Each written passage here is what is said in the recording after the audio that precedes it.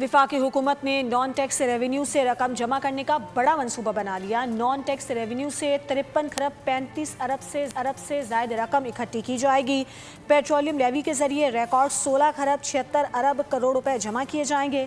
सूबों से 10 खरब 35 अरब रुपए लिए जाएंगे। गैस की रॉयल्टी से 95 अरब रुपए जमा होंगे।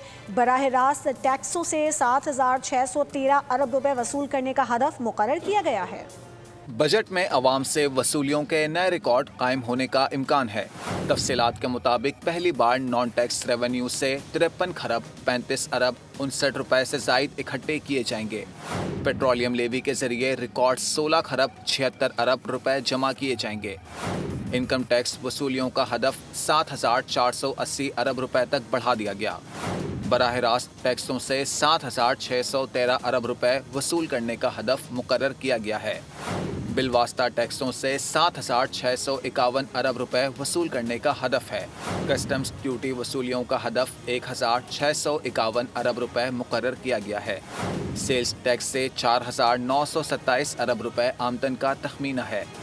सूबों से 10 खरब 35 अरब रुपए की वसूली का हदफ है। LPG पर पेट्रोलियम लेवी से 3 अरब 45 करोड़ रुपए हासिल किए जाएंगे।